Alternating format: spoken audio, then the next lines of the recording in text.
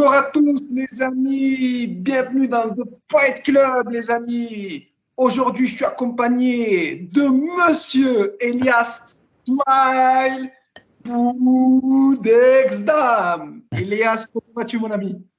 Ça va et toi, mon frère? Je vais très bien, je te remercie. Quel accueil que tu me fais? Je te fais un accueil à ta hauteur. Ah, c'est gentil, merci.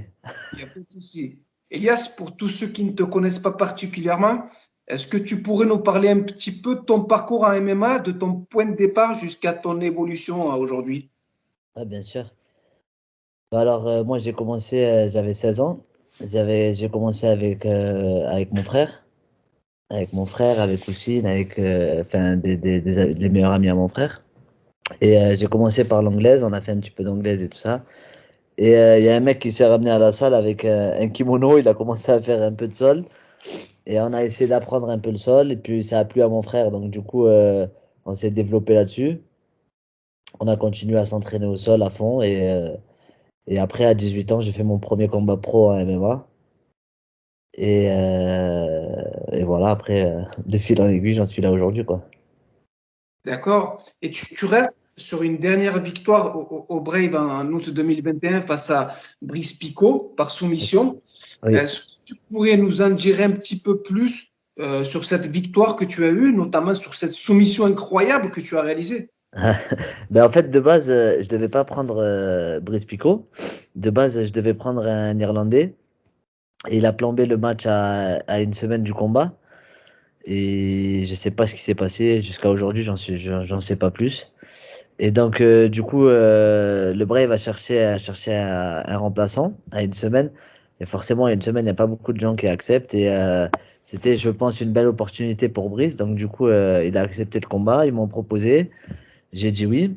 Et donc ensuite, voilà, j'avais vraiment pas axé ma préparation sur lui ou quoi que ce soit. J'avais plus axé ma préparation cet Irlandais là. Et donc après, c'était un peu l'instinct, tu vois. Il fallait faire ce qu'on savait faire le mieux, quoi. Et c'est vrai que j'ai l'habitude de gagner par triangle. L'opportunité, elle s'est présentée à moi à ce moment-là et j'ai réussi à la saisir et voilà. Il y a toujours une part de chance dans la réussite, quoi. Je suis d'accord avec toi. On sait que le MMA, c'est une science inexacte où tout peut changer à tout moment. Ce qu'il y a d'incroyable dans ton parcours, Elias, tu as été déjà champion du Brave en 2017. Ouais. Déjà, la question que je voudrais te poser, c'est quelle sensation c'est d'être champion du Brave, d'avoir la ceinture autour de soi? Franchement, honnêtement, ça allait tellement vite que, en fait, si tu veux, j'ai même pas réalisé l'ampleur que ça a pris, tu vois. Parce que le Brave, c'était une nouvelle organisation. Et, euh, je pense que voilà, j'ai faussé un peu leur plan. C'était pas moi qui voulais mettre en avant de base, tu vois. Ils voulaient plus mettre des Américains enfin des trucs comme ça quoi de base en avant. Et en fait, ça allait tellement vite, si tu veux. J'ai gagné mon premier combat par soumission et le mec qui devait faire la ceinture à 66 kilos s'est blessé. Ils m'ont proposé de le remplacer. J'ai dit oui. J'ai réussi à gagner. J'ai eu la ceinture, j'ai réussi à défendre mon titre. Ils m'ont reproposé une défense de titre, tu vois. Donc en fait, si tu veux, ça allait tellement vite que j'ai pas vraiment réalisé voilà quoi, j'ai pas réalisé la hauteur du prestige, quoi. D'accord. Et justement, tu disais que tu étais, entre guillemets, là par défaut au niveau du Brave sur ce combat pour le titre. Ce qu'il y a d'intéressant, c'est que dans la totalité de tes 4 victoires que tu as eues au Brave, elles ont toutes été par soumission. Il y a notamment la dernière que tu as eue face à Brice Picot, qui a été élue dans la soumission de l'année au niveau du Brave. Cette particularité d'amener ce style de combattant et ces amener au sol, est-ce que tu pourrais nous en dire plus? Est-ce que c'est quelque chose que tu travailles depuis quelques années ou comment ça se passe? Bah, c'est bizarre et c'est dur à croire, mais c'est vraiment pas quelque chose que je travaille. C'est-à-dire que le triangle, vraiment, c'est une clé que je fais pas beaucoup à l'entraînement, tu vois. C'est vraiment pas l'une de mes clés favorites. Et en plus de ça, j'ai envie de te dire, je vais rarement chercher le sol, tu vois. Si tu regardes bien dans mes combats, je me retrouve souvent sur le dos. C'est souvent eux qui cherchent à m'amener au sol, tu vois. Et après, c'est vrai que j'arrive à saisir l'opportunité. Enfin, j'arrive à saisir vite l'occasion, quoi. Mais c'est pas quelque chose que je travaille régulièrement. C'est pas, tu vois, c'est vraiment pas genre quelque chose que je vais chercher, tu vois, spécialement. C'est d'ailleurs, tu vois, quand tu focalises trop sur une clé, en fait, tu n'arrives pas à la placer, tu vois. Et quand tu laisses faire parler l'instinct, ben, je pense que ça passe mieux. Et c'est vraiment selon comment le mec est en face, comment le mec va défendre, comment tu vas saisir l'opportunité, tu vois. Et, euh, et je pense aussi qu'en fait, à force de gagner par soumission et par triangle, ben, les gens, ils ont tellement peur de prendre un triangle qu'ils se retrouvent dedans. Tu vois ce que je veux dire? Et, euh, et bien souvent, c'est ça, en fait. En fait, si tu veux, dans leur tête, ils se disent, putain, merde, faut pas que je prenne de triangle, faut pas que je prenne de triangle. Et boum, ils se retrouvent dedans, tu vois.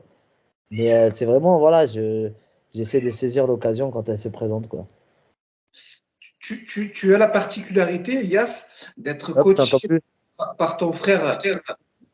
À quel Et- point c'est Excuse-moi, une. je t'ai pas entendu, ça a coupé.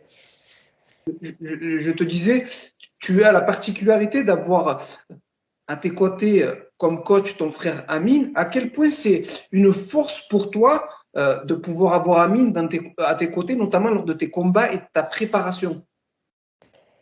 C'est une force parce que c'est une fusion un peu, tu vois. C'est comme quand tu regardes des BZ, quand ils font une fusion, ils sont intouchables. Bah, moi, c'est pareil, c'est-à-dire j'ai une confiance absolue en mon frère. Déjà en tant que combattant coach, enfin, c'est connu quoi. Il y a une réelle confiance qui se fait. Donc en plus de ça, si on est des frères et qu'on a une bonne entente entre nous dans la vie de tous les jours, quoi, c'est vendredi, il me dit baisse les mains et moi je sens pas le truc, mais je vais quand même baisser les mains parce que je sais que lui a un temps d'avance sur moi, tu vois ce que je veux dire? Et Oui. c'est ça qui fait notre force, je pense. Ouais, c'est ça qui fait notre réussite aussi. C'est la confiance. Et puis en plus de ça, c'est mon grand frère. C'est pas comme si c'était moi le grand. Donc je dois me plier aux règles. Et, euh, et voilà, chez nous, les Arabes, tu sais, tu peux avoir 40 ans, 50 ans, le grand, ça restera le grand. Non, tout à fait. Et c'est assez intéressant parce qu'il t'accompagne depuis le début et puis le boulot qu'il réalise avec toi, c'est vraiment un boulot de qualité. Donc, je tiens vraiment à le remercier pour tout ce qu'il fait, déjà pour Merci. le MMA français et surtout pour ce qu'il fait avec toi dans l'octogone. C'est vraiment quelque chose Merci. d'assez intéressant. Ça fait Ton plaisir. prochain combat, Elias, c'est contre Marc Alcoba à Marseille, à l'Arena Goliath. Oui. Est-ce que tu pourrais nous en dire un petit peu plus sur ta préparation que tu as eue, notamment face à Marc, qui présente lui une carte de 8-3 et qui reste sur une défaite face au Brésilien Amelio à l'UAE Warriors? Bah alors en fait, de base, enfin, comme tout le monde le sait, quoi, je suis en contrat au Brave. Donc j'avais pas l'opportunité de combattre ailleurs qu'au Brave. Et donc, je devais combattre sur la carte du 11 mars du Brave. Et on n'a pas réussi, enfin, ils n'ont pas réussi à trouver d'adversaire ni rien. Ils n'ont pas réussi à trouver d'adversaire. Désolé, hein. Et donc, du coup, après, mon manager, Razi, il a réussi à négocier une clause de sortie, mais en fait, c'est pas une sortie, en fait, si tu veux. Même si tu veux. Pardon? Une autorisation spéciale. Voilà, même, ça veut dire que dans les affiches et tout, il laisse Brave Fighter, tu vois. Et c'était il y a 2 semaines, en fait. Il y a 2 semaines, mon frère, il m'envoie un message, il me dit, écoute, tu combats à l'Arena. Je dis, tu blagues ou quoi? Il me dit, si, tu combats à l'Arena. Et il me dit, tu prends un Philippin. Et il m'envoie plusieurs combattants, tu vois, de Philippins. Il m'envoie 5 ou 6 Philippins. Il me dit, maintenant, on attend qu'un des Philippins valide. Et en fait, si tu veux, j'ai appris presque en même temps que vous, quoi. J'ai appris en même temps que vous, enfin, j'ai appris là, que je prenais Marc. Mais donc du coup, voilà, après, j'ai bien sûr, on laisserait au hasard, hein, ça veut dire que dès que j'ai appris le nom de mon combattant, je suis parti voir sur les réseaux sociaux, je suis parti voir ses vidéos, tu vois. J'ai regardé un peu ses spécialités et tout ça. Et voilà, après, moi, j'ai axé ma préparation sur. En fait, moi, ce qui m'importe le plus, c'est plus de savoir s'il est gaucher ou droitier, tu vois. Après, le reste, voilà, ça se travaille un peu à l'instinct aussi, hein. Avec toi. Et justement, face à ce combattant qui, notamment lors de son dernier combat à l'UE Warriors, a l'air de présenter quelques lacunes au sol. Est-ce que toi, tu as plutôt axé ta préparation sur cet aspect-là du combat ou plutôt tu es resté assez similaire à tes anciens combats que tu as pu avoir? Ouais, comme tu dis, j'axe pas ma préparation en fait sur une seule chose, tu vois. Parce que un combat, tu sais jamais. C'est-à-dire que sur son dernier combat, peut-être qu'il a présenté quelques lacunes au sol, mais il est peut-être très fort au sol, tu vois ce que je veux dire? C'est-à-dire que peut-être que c'est juste que ce Brésilien qu'il a pris est super fort et donc on n'a pas vu son niveau, ou peut-être qu'il a mal géré son cutting et donc il avait les bras qui étaient. Donc en fait. Je me focalise pas sur un combat qu'il a fait. Voilà, je regarde un peu ses points forts, tu vois, plus que ses points faibles. Et après moi, j'axe ma préparation plus sur mon cardio, tu vois, sur la capacité à envoyer à envoyer plein de coups, à monter, se relever. Tu vois ce que je veux dire? À faire tout Oui, en fait, à être prêt partout, quoi. d'accord. Parce Et que Elias, j'ai envie de te dire, si je me focalise par exemple sur le sol et que je cherche à l'amener au sol et qu'en fait il a une défense de ouf, ben je me retrouve un peu niqué, tu vois. d'accord. Et Elias, toi, tu es un combattant assez complet, assez bien porté sur le sol que debout. Aujourd'hui, qu'est-ce qui te manque ou te manquerait pour être un combattant plus complet qui te permettrait d'aller plus haut? Ben c'est une bonne question. Et il me manquerait, je pense, déjà les réseaux sociaux, tu vois. D'un point de vue, je te parle d'un point de vue général, hein, pas que d'un point de vue technique. Et après, au niveau de la technique, il nous manque toujours quelque chose. Ça veut dire que, euh, bah en fait, si tu veux, il nous manque tout. Tu vois ce que je veux dire? Et il me manque du sol, il me manque de la lutte, il me manque de la boxe. Il me manque tout en fait, si tu veux. Mais il me manque rien en même temps. Tu vois ce que je veux dire? C'est, c'est un peu Tu bizarre peux à toujours comprendre, te mais perfectionner. pardon? Tu peux toujours te perfectionner. Exactement, ouais. Et aujourd'hui, Elias, tu es passé par le Brave, tu es passé aussi par l'UAE Warriors. Aujourd'hui, pour toi, quel serait ton rêve en termes d'organisation? Est-ce que, comme la majorité des combattants, l'UFC, c'est un rêve? Parce qu'on rappelle, mes amis, que Elias n'a que 28 ans et assez intéressant. Donc aujourd'hui, toi, clairement, c'est quoi ton rêve en termes d'organisation?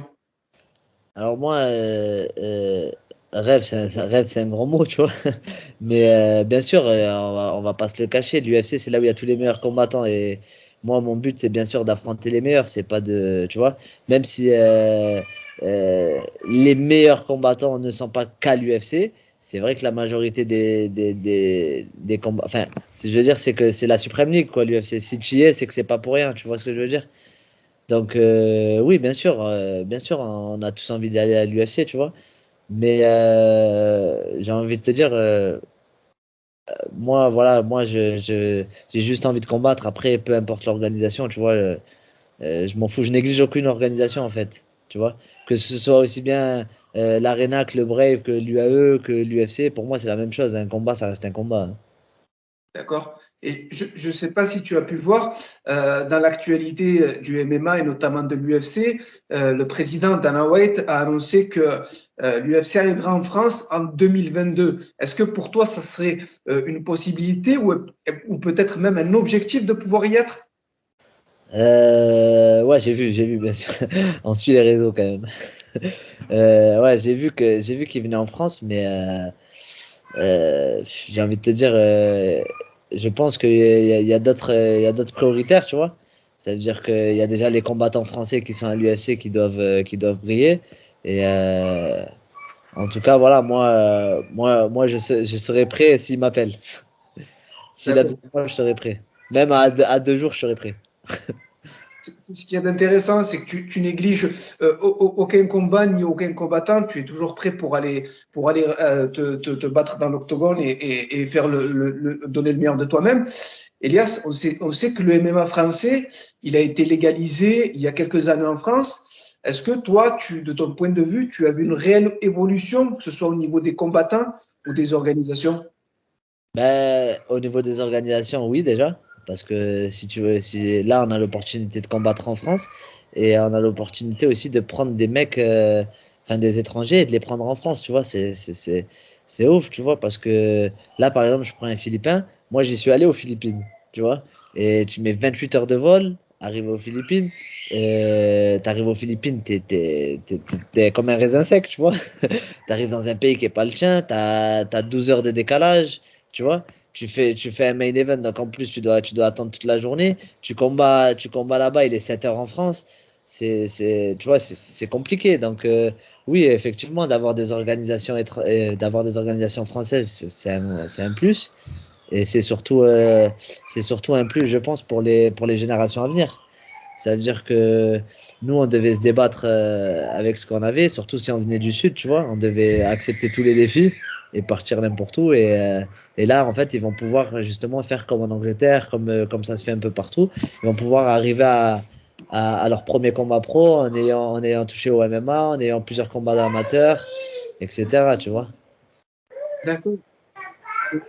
En pleine interview chez The Fight Club, on a une rubrique qu'on appelle The Perfect Fight. Je vais te sortir plusieurs aspects et tu me diras pour toi le meilleur combattant dans cet aspect-là.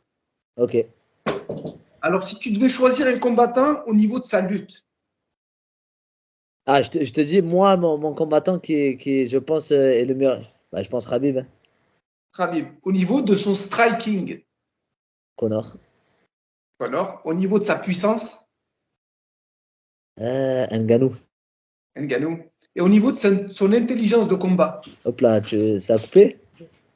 au niveau de son intelligence de combat, Fight QI, je pense Petr Yan. je suis totalement d'accord avec toi, et au niveau de la sphère médiatique. Ah, Connor. Connor, ça reste. C'est grâce à Connor qu'aujourd'hui. Enfin, grâce.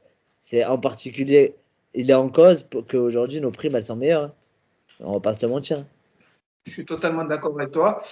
Les amis, n'hésitez pas, je vous mettrai en barre d'infos l'Instagram de Elias, qui, je vous le rappelle, combat en main event à l'Arena Goliath de Marseille le 25 mars à partir de 19h.